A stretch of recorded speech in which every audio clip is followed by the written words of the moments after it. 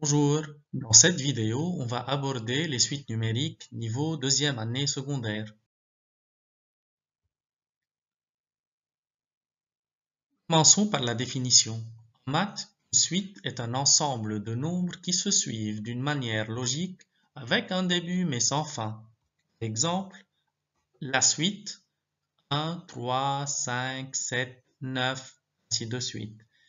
Comme ça, on remarque que le premier terme, on le voit clairement, c'est le 1, mais le dernier terme, on ne le voit pas. Cette suite n'a pas de fin.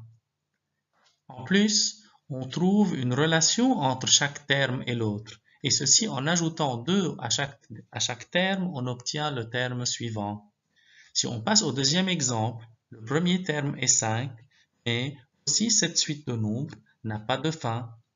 Or, en multipliant chaque terme par moins 2, on obtient le terme suivant. Regardez, 5 multiplié par moins 2, c'est moins 10. Moins 10 multiplié par moins 2, ça devient 20. 20 multiplié par moins 2, ça devient moins 40, ainsi de suite. Usage. À quoi sert une suite numérique? Elle pourra nous aider par exemple si jamais on veut savoir quel montant sera présent sur un livret d'épargne si on n'effectue ni retrait ni dépôt et que des intérêts annuels de 4% sur la somme initiale, par exemple 3 000 $, s'accumulent chaque année pendant 10 ans. Notation. On reprend l'exemple précédent. 1, 3, 5, 7, 9, 11. On dit que U0 représente le premier terme et U0 est égal à 1. U1 qui est égal à 3 représente le second terme. U2 qui est égal à 5 représente le troisième terme et ainsi de suite. Attention, on utilise généralement les lettres U, V et W pour caractériser une suite. On note ainsi la suite par UN entre parenthèses, VN, WN. UN désigne l'ensemble des termes U0, U1, U2 jusqu'à UN. Alors, cette suite, et dont les termes sont U0 égale à 1, U1 égale à 3, U2 égale à 5, c'est la suite UN entre parenthèses. C'est le nom de la suite. UN entre parenthèses est le nom de la suite. Les nombres qui sont juste à côté de U, c'est-à-dire 0, 1, 2 jusqu'à N, on les appelle les indices. Et à ne pas confondre entre UN plus 1 et UN plus 1. Ici, l'indice est N et donc au terme UN, on ajoute 1 et là, l'indice est N plus 1, c'est-à-dire c'est le terme de la suite qui suit UN.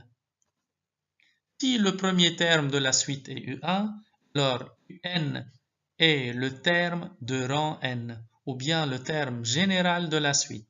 Et puisque UN est le terme de rang n, donc UN-1 c'est le terme qui le précède et UN plus 1 c'est le terme qui le suit. Écriture d'une suite. On a deux genres d'écriture d'une suite. On a la suite qui est définie explicitement et la suite qui est définie par récurrence. Par exemple, pour la suite qui est définie explicitement, on peut donner l'exemple suivant. UN égale à 2n plus 3 et donc UN est en fonction de n. C'est comme une fonction. Par contre, tandis que n est un entier naturel, par contre, la suite qui est définie par récurrence, on donne l'exemple suivant, U0 égale à 1 et UN plus 1 est égal à 2 UN plus 1. Alors, on remarque clairement la différence entre les deux modes de définition d'une suite. La première, elle est définie en fonction de n, alors que la deuxième, on a écrit son premier terme, U0, et on a donné UN plus 1 en fonction de UN. Ou bien on peut donner UN en fonction de UN-1. La suite qui est définie explicitement, on peut calculer n'importe quel terme de cette suite. Exemple, si je vous demande de calculer le terme U6, vous n'avez pas besoin de calculer ni U0 ni U1, ni U2, ni U3, ni U4, ni U5. Vous passez directement à U6, vous faites le calcul. C'est-à-dire, vous remplacez n par 6, ça devient 2 multiplié par 6 plus 3, et c'est égal à 15. Or, dans une suite récurrente ou bien définie par récurrence, et si je vous demande de calculer le sixième terme U6, vous n'allez pas arriver à le calculer, sauf si vous travaillez U0, U1, U2, U3, U4, U5 jusqu'à arriver à U6. Pourquoi? Car U6 dépend de U5. Donc, si on ne connaît pas la réponse de U5, on ne peut pas calculer U6. U5 dépend de U4, U4 de U3, U3 de U2, 2 de U1 et U1 de U0. Quelle est la différence entre suite arithmétique et suite géométrique? On commence par un exemple d'une suite arithmétique, 5, 10, 15, 20, ainsi de suite. On remarque que à chaque fois on ajoute 5 à un terme, on obtient le terme qui le suit. C'est-à-dire 5 plus 5, ça fait 10, 10 plus 5, c'est 15, ainsi de suite. Alors, un plus 1, c'est-à-dire le terme suivant, est égal au terme un plus r. Ici, r est égal à 5. Un exemple pour une suite géométrique, 1, moins 2, 4, moins 8, 16, ainsi de suite. Un plus 1 est égal à un multiplié par q, c'est-à-dire pour obtenir le terme suivant, on va multiplier le premier terme ou bien le terme qui le précède par q. Ici, q est égal à moins 2, c'est-à-dire à chaque fois on multiplie le terme par moins 2 pour obtenir le terme qui le suit. Pour démontrer qu'une suite est arithmétique, à l'aide de son terme général, il suffit de prouver que un plus 1 moins un est égal à une constante, et c'est r évidemment.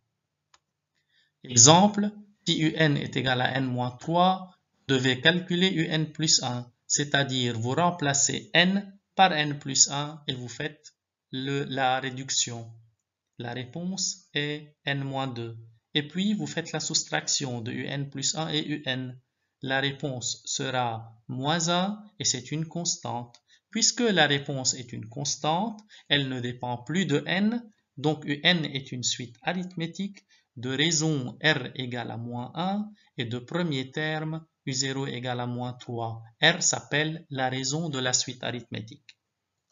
Pour démontrer qu'une suite est géométrique à l'aide de son terme général, il faut calculer un plus 1 sur un. Si la réponse est égale à une constante, alors la suite, on l'appelle une suite géométrique.